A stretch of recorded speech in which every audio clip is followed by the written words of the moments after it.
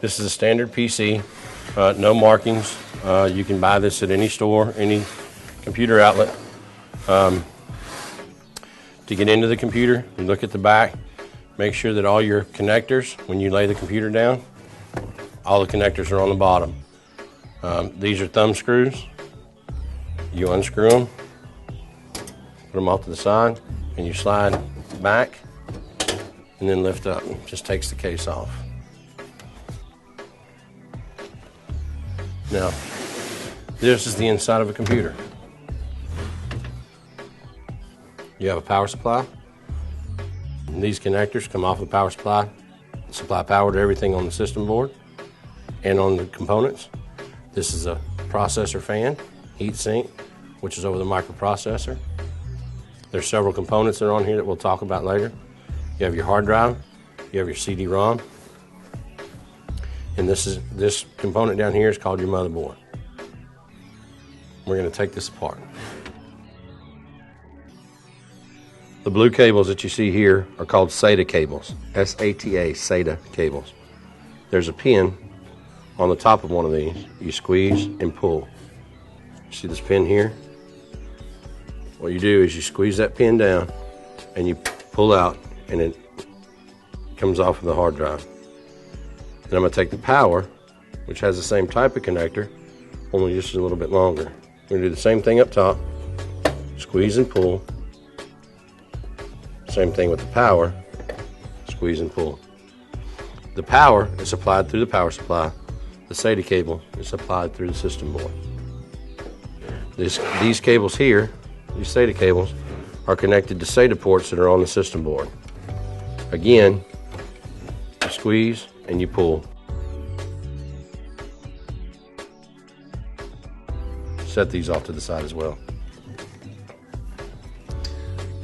We're going to start disconnecting power to everything. This power cord right here connects to a case fan. They simply just unplug.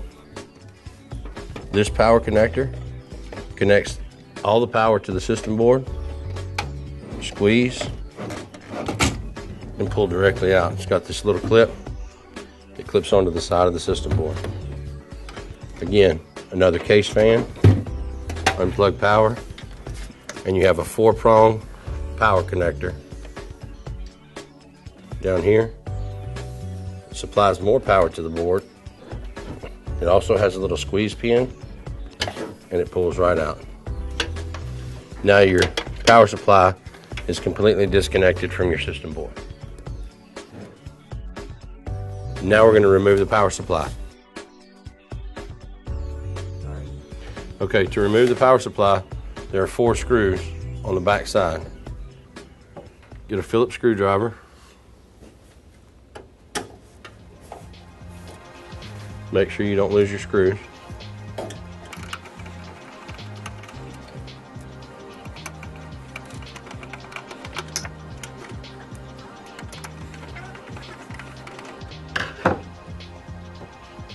Once you finish taking out all 4 screws, power supply should just slide forward, tilt back towards the board, and lift straight out. That is the removal of a power supply. Now, let's remove the hard drive. Normally, there are 2 screws that hold the power supply in on either side, top and bottom. Let's remove the hard drive screws and remove the hard drive.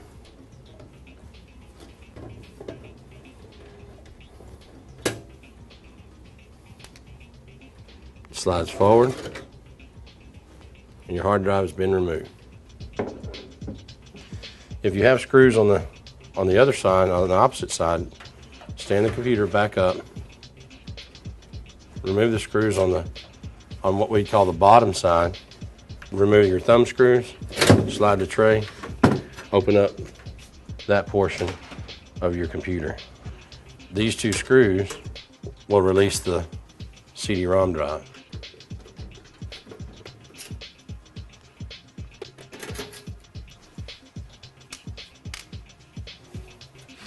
Turn it back around.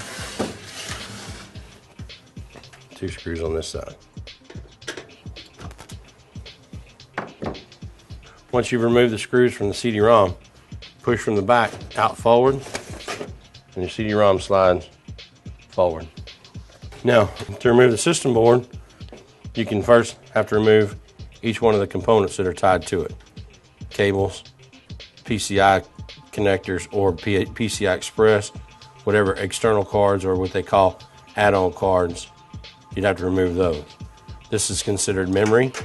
Doesn't necessarily have to be removed when you're removing the motherboard, but you can. To remove the memory, there's a tab on either side. You pull the tab out, pull this tab on the other side out, and the memory slides right out. There's your memory stick. Now we're going to remove this PCI card. To do that, you'll see the screws inside here. It's hard to get to. There's a cover on the back side that we have to remove first.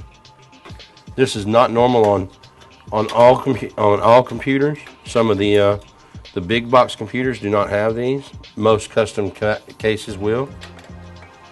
Remove your case. It exposes all your screws. You find which one has the silver tab. That usually indicates an add-on card. Unscrew it. Go back into the case. Grab both corners and pull straight out. This will take your card, your PCI card, off of the system board. Now, most of the cables that you see here come from the front panel. The front panel has a card reader. It's got USB ports, audio headphone jack. It's got a power button, a power LED or power light, and it's got indicators for your hard drive and other lights on the front. So what we want to do is disconnect those cables from your system board.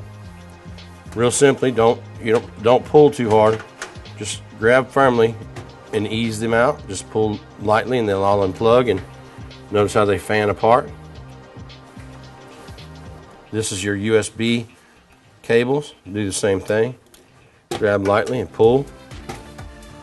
These do not fan apart, and it has the word USB, or has the letters USB on them. This will tell you these are for the USB ports and the card reader for up front. Then this cable, again, pull from here. It tells you that it's an audio port.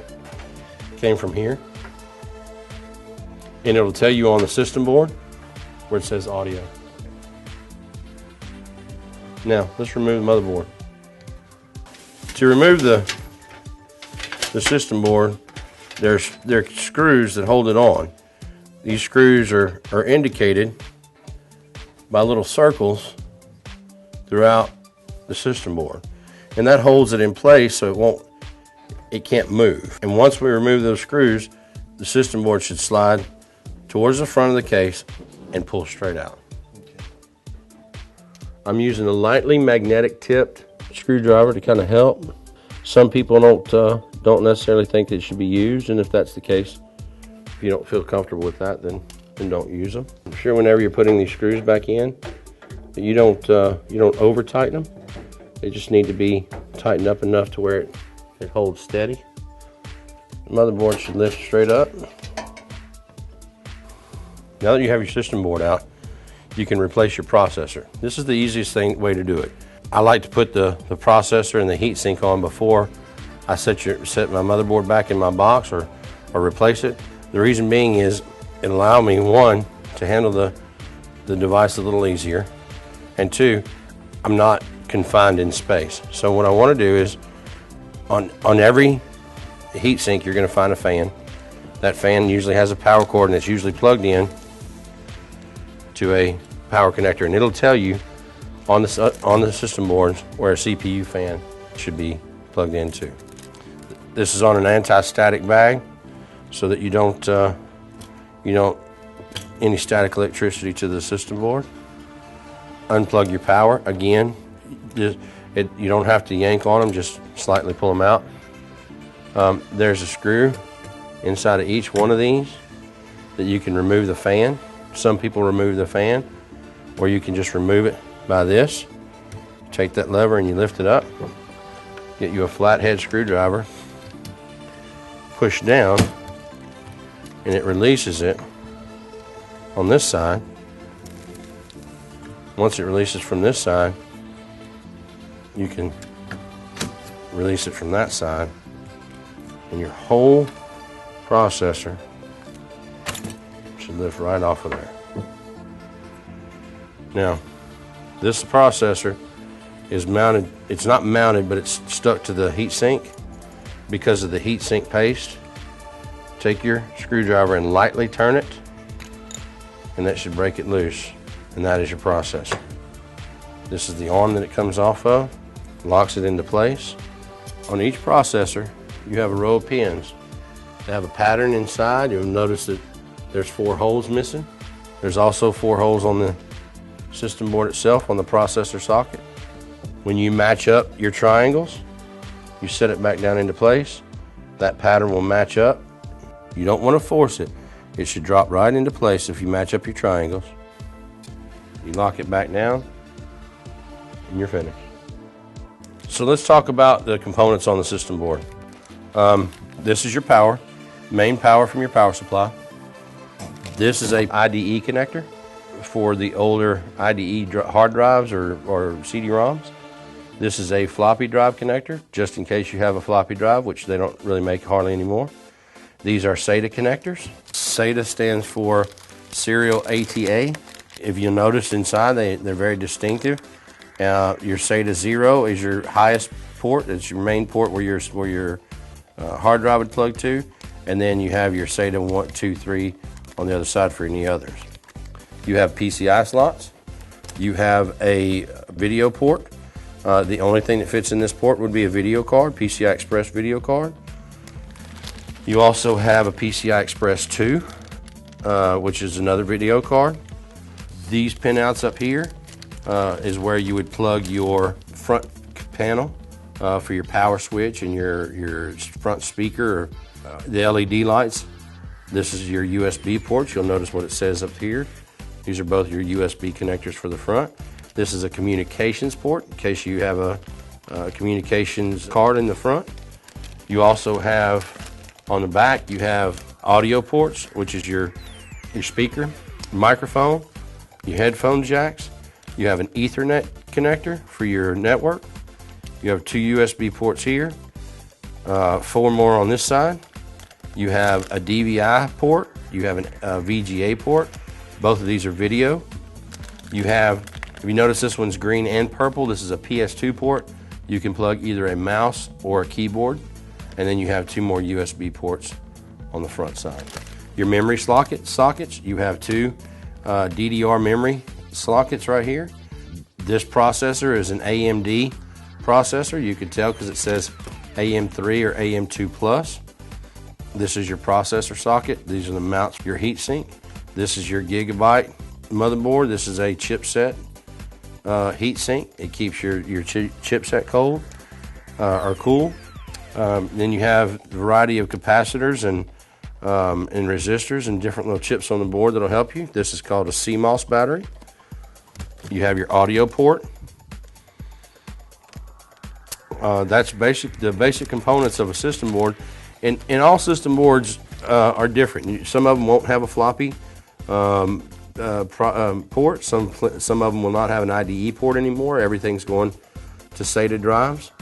You may not have a PCI Express connector anymore. You may just have the PCI 2. You may not even have any PCI connectors. This is your 4-port power connector, which supplies power to the processor and all the ports in the back here. This power connector supplies ports to power to everything else. And that's basically the components. You have fans to plug in here on either side. This is right here for SPDIF is surround sound I/O right here. Another audio port, and that's your basic components. Now that we have everything apart, we're going to put everything back together. We have our processor back in, and it's locked down. The good thing to remember is the paste that you see on here. Anytime you're putting a processor back on, you want to add some type of thermal paste back on between the processor and the heatsink itself to kind of keep that section cool. So what we're going to do is we're going to turn this all the way back around just like we had it, and we're going to set it back in place. We're going to turn it, and we're going to make sure that it's locked down on this side here. So when we turn it back, the other side, this portion, we have to push down on just a little bit to where it locks into place. Now that we've got this pushed down on both sides, we're going to lock the lever in place, and that keeps this from moving. Now we take our power connector, 4-port power connector. It's got the little slide so it tells you which way it's supposed to go, and it slides all the way down to the bottom until you hear it connect. Now that we have this in place, we can add our memory back as well. The memory can go in on the outside just as easy as it can on the inside. So we want to line up the grooves with the grooves that are in the system boards themselves. So we want to make sure that the grooves match up before we insert it. We want to make sure our tabs are open on both sides. There's a rail that it goes into here and here. And then you want to push down on both sides firmly until you hear it click. If you have two, you can put it on either one of them. If you have an additional memory, you can add that to it as well. This just has a single stick of memory in it.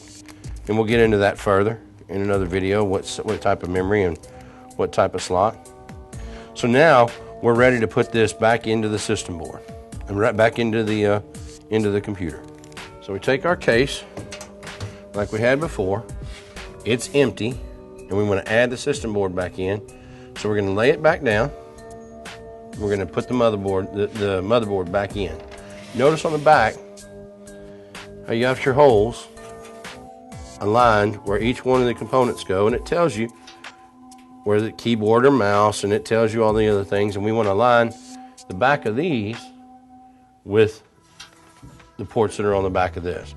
Now anytime you buy a system board, this plate pops in and pops out, so it doesn't matter if you have a generic case and a generic motherboard. You can pop this portion of the case out and put the one that comes with your new board in so it matches up. So let's set our case back down. You want to take your system board, make sure that your components are facing the back. You want to go in an angle, moving all your cables out of the way. You want to make sure that it matches up with all your components in the back. Make sure that nothing is poked out. Make sure that you're all in the right place. And you want to make sure that you can see your screw holes and that they're matched up as well. Again, when you're putting your screws back in, you don't have to bear down on them. Just make sure that they're snug. Make sure that the system board will not move. It doesn't jump, because as you plug components into it, you don't want it to shift. The ones back here by the back of the system board are the ones that are a little more tough to get to because of the lip on here. Just you can use a shorter screwdriver or an actual longer screwdriver just to get your screwdriver away from the edge there. The main concern with the screws is you want to make sure that all four corners are tied down or anchored. You can short a system board out with the wrong screw, or with not having a screw added, could add a short to the system board, which will cause your system board not to power up. So make sure that you don't have anything except for the brass inserts underneath where you're screwing these two. And once you have your brass inserts, everything else should fall right into place. Okay, we're going to add the CD-ROM back to your system. You want to make sure your SATA connectors, the same ones that are on the board, system board, the SATA, and then your power SATA. So you want to slide it in from the front until the front piece matches with the front of your case, and your screw holes are lined up. You want to take your screws. You want to make sure that they're snug. You don't want to have to bear down on them too hard. You just want to be able to get them into place to where it holds the CD-ROM in place. Now that your CD-ROM's in place, we're going to add the hard drive back. Your SATA connectors that are on here. This is power. If you have IDE power and you don't have SATA power, this hard drive has both power connectors. So you can add a power connector similar to this from your power supply if you need to, or just use regular SATA power. I'm going to add this back in. And what we want to do is we're going to find our ledge where we want it. We're going to slide it back in. Notice our screw holes are lined up into the slots. We can slide it all the way as far back as we want, or we can bring it as far out as we need to. The adjustment is purely up to you and the space that you have. Take your screw, line it up. Doesn't slide either way. Now that these two components are back in, we're going to add the power supply. We will add a PCI card. All the other components are in, but I want to add the power supply now to show you how everything plugs back into place. Power supply will go upside down. This depends on the back angle. You want to go in at an angle, up, turn it straight, slide it forward. You want to match up your holes, your screw holes. Like most power supplies, there's a ledge on top underneath that'll help you hold it in place. So when you're ready to screw it in, you line up your screw holes, you screw your power supply back in. And this one you want to make a little more snug than the rest of them. This is all your power here, so you want to make sure that it doesn't come loose. Now your power supply's in, snug, it's not going anywhere. Now, let's plug in our 24-pin power connector. There's 24 pins. On your system board, it has 24 pins. Your squeeze pin is on this side right here that locks and unlocks them. And there's a ledge on the edge of your power connector there. So you just line up your pins with the holes that are there and push until you hear a snap and it's locked into place. Your 4-pin power connector, again, your clip. There's your power connector there. There's your clip. There's a ledge on a lip on the edge. You line up the holes. It only goes one way. It won't go the other way. And push until you hear it, that clip clicks. Now we want to add power to the rest of our system. This is a power plug that we can add for the CD-ROM. Add that power back. Again, it only goes one way. Power for the hard drive. Power is there.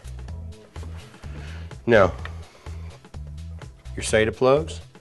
SATA plug for the CD-ROM, SATA plug for the hard drive. Exactly the same setup.